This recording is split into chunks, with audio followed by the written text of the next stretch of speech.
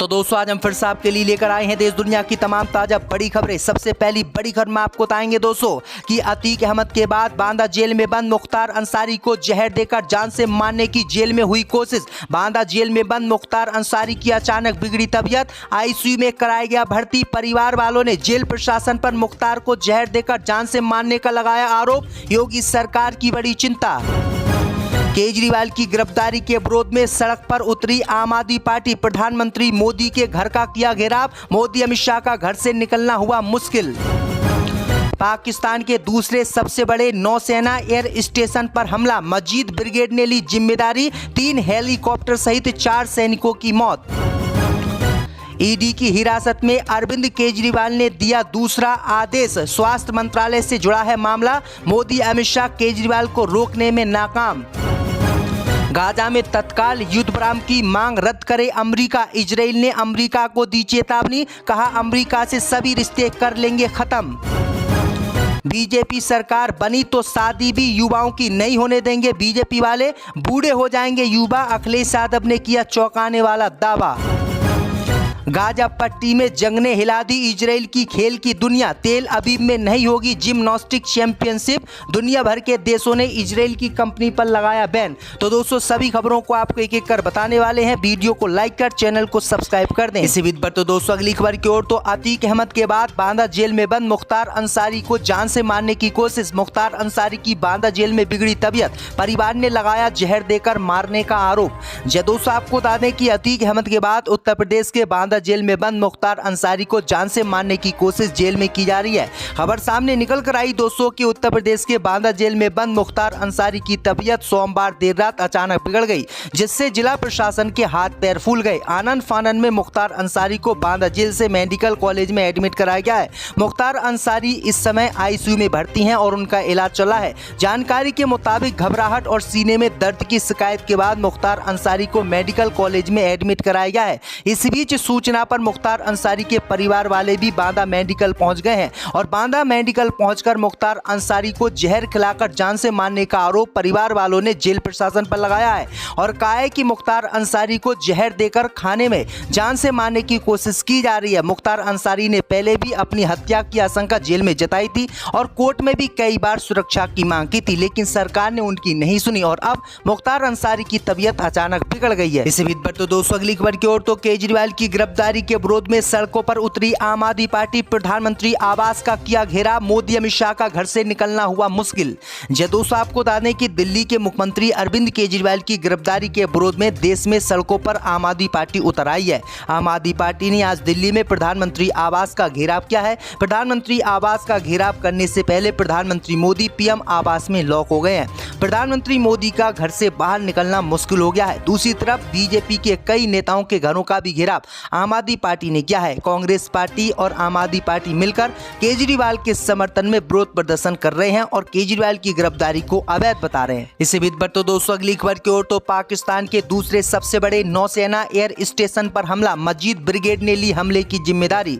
दोस्तों आपको बता दें कि पाकिस्तान के दूसरे सबसे बड़े नौसेना एयर स्टेशन PNS सिद्दीक पर आज बड़ा आतंकी हमला हुआ है। तुर्बत में हुए इस हमले की जिम्मेदारी बलूचिस्तान लिबरेशन आर्मी की मजीद ब्रिगेड ने ली है। बता दें कि PLO को पाकिस्तान सरकार की ओर से प्रतिबंधित घोषित किया जा चुका है। रिपोर्ट के अनुसार हमले के दौरान गोलियां चलने की और बम धमाकों की आवाज सुनाई दी। आपको बता दें कि मजीद ब्रिगेड बलूचिस्तान में चीन की ओर से किए जा रहे निवेश का सख्त विरोध करता है। उसका कहना है कि चीन और पाकिस्तान इस क्षेत्र के संसाधनों का दुरुपयोग कर रहे हैं। बलूचिस्तान पोस्ट की रिपोर्ट के अनुसार PLA ने दावा किया है कि उसके लड़ाके एयर स्टेशन के अंदर पहुंच गए हैं। जानकारी के अनुसार एयर स्टेशन पर हुए इस हमले के दौरान मजीद ब्रिगेड ने अनाधुंध गोलियां बरसाई हैं और कई बम भी फेंके हैं। इसी बीच पर तो दोस्तों अगली खबर की ओर। तो ईडी की हिरासत में रहते हुए केजरीवाल ने दूसरा आदेश किया जारी। मोदी अमित शाह के लिए झटका।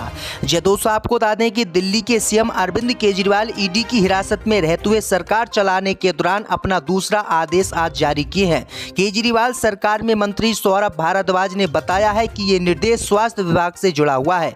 उन्होंने कहा है कि मुख्यमंत्री अरविंद केजरीवाल केजरीवाल ने उन्हें ईडी की हिरासत से आदेश दिया है कि मोहल्ला क्लिनिक में फ्री दवाइयों की कमी नहीं होनी चाहिए।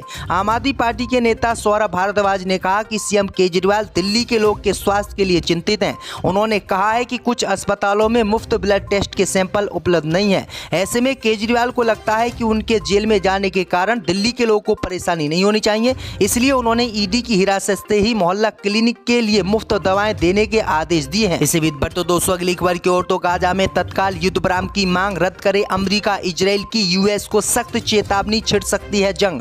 दोस्तों आपको बता दें कि हमास इजराइल के बीच अक्टूबर 2023 में शुरू हुई जंग अभी भी जारी है। सूत्रों के मुताबिक इजरायली प्रधानमंत्री बेंजामिन नेतन्याहू ने चेतावनी दी है कि अगर अमेरिका ने गाजा में तत्काल युद्ध विराम की मांग करने वाले संयुक्त राष्ट्र सुरक्षा परिषद के प्रस्ताव को वीटो नहीं किया तो वह राष्ट्रीय सुरक्षा परिषद के प्रमुख के नेतृत्व में इजरायली प्रतिनिधित्व मंडल को संयुक्त राज्य अमेरिका की यात्रा करने की अनुमति नहीं देंगे।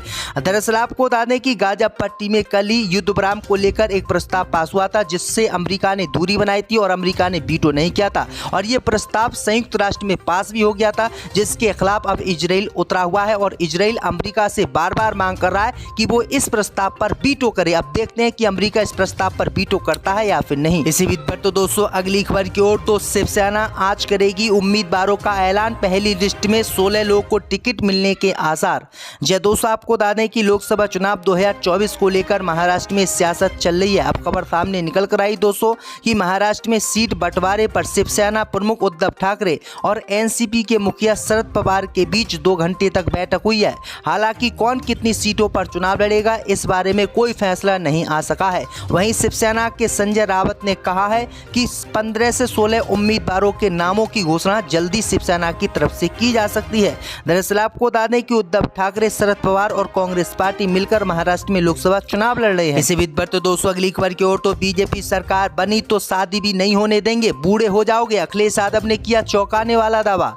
दोस्तों आपको बता दें कि समाजवादी पार्टी के अध्यक्ष अखिलेश यादव ने सोमवार को भारतीय जनता पार्टी पर कटाक्ष करते हुए कहा कि होली बहुरंगी त्योहार है, लेकिन कुछ लोगों को केवल एक रंग पसंद है। इटावा में अपने पैतृक गांव सेपई में होली मिलन समारोह को संबोधित करते हुए अखिलेश यादव ने आगे कहा कि होली का त्योहार हमें खुशियां मनाने, एक दूसरे को गले लगाने का मौका दे रहा है। आप और मुझे संकल्प लेना चाहिए कि हम अन्याय के खिलाफ लड़ते रहेंगे। ये होली एक बहुरंगी त्योहार है। कुछ लोगों को रंग पसंद नहीं है, वे केवल एक ही रंग पसंद करते हैं, लेकिन हमारा लोकतंत्र तब मजबूत होगा जब इसमें अलग अलग विचारधारा और अलग अलग सोच के बहुरंगी लोग होंगे। अखिलेश ने आगे कहा कि सरकार द्वारा आयोजित कोई परीक्षा ऐसी नहीं बची जिसका प्रश्न पत्र लीक ना हुआ हो। सरकार जानबूझकर प्रश्न पत्र लीक करवा रही है क्योंकि सरकार नहीं चाहती कि नौकरी देना पड़े।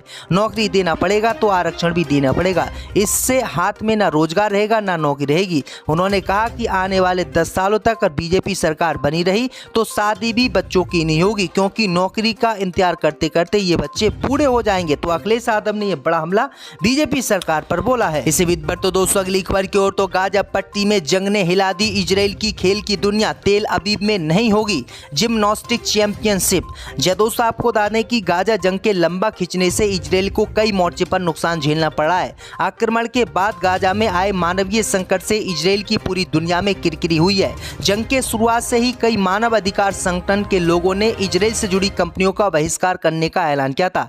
इसके अलावा कई देशों ने इजराइल के साथ राजनयिक संबंध भी खत्म किए। अब इजराइल को इस जंग की वजह से एक और झटका लगा है। इजराइल के शहर तेल अबीब में होने वाली यूरोपीय जिम्नास्टिक चैंपियनशिप गाजा वॉर के चलते रद्द कर दी गई है। यूरोपीय जिम्नास्टिक को चलाने वाली बॉडी ने ऐलान किया है कि इजराइल की आज की स्थिति को देखते हुए इस साल होने वाली यूरोपियन जिम्नास्टिक चैंपियनशिप जिसकी मेजबानी इजराइल को करनी थी वे नहीं करेगा। आगे कहा है कि चैंपियनशिप के आयोजन के लिए वे फिर से बोली लगवाएंगे। तो ये बड़ी अपडेट आ रही है दोस्तों कि इजराइल से मेजबानी छीनने के बाद जिम्नास्टिक चैंपियनशिप की मेजबानी करने के लिए अगले 1 महीने तक बोली लगाई जाएगी। इसमें कोई और देश शामिल हो सकता है, तो इजराइल के लिए बड़ा झटका माना जा रहा है। इसी बीच पर तो दोस्तों अगली खबर की ओर तो मोदी करने वाले छात्रों को थप्पड़ मारो, कांग्रेस नेता ने किया दावा। दोस्तों आपको बता दें कि कांग्रेस नेता और कर्नाटक के मंत्री शिवराज ने प्रधानमंत्री मोदी को लेकर एक विवादित टिप्पणी की है। उन्होंने कोप्पल में एक चुनावी रैली को संबोधित करते हुए देश के युवाओं को लेकर एक अजीबोगरीब बात कह डाली है। उन्होंने कहा कि अपने चुनाव अभियान के साथ आ रहे हैं, उन्हें शर्म आनी चाहिए। उन्होंने कहा कि बीजेपी के जो लोग हैं वो नौकरी की बजाय रोजगार युवाओं से पकौड़े तलने के लिए कहते हैं। बीजेपी वालों को शर्म आनी चाहिए। उन्होंने कहा कि कोई छात्र अगर मोदी मोदी के नारे लगाता है तो उसको जमकर चांटे मारने चाहिए, क्योंकि मोदी मोदी का नारा लगाने वाले छात्र को मोदी सरकार नौकरी नहीं देती है और वो पकौड़े तलने के लिए मजबूर हो जाता है। इसलिए छात्रों को मोदी मोदी के नारे नहीं लगाने चाहिए। तो ये बड़ी बातें जो है कांग्रेस नेता ने कही हैं।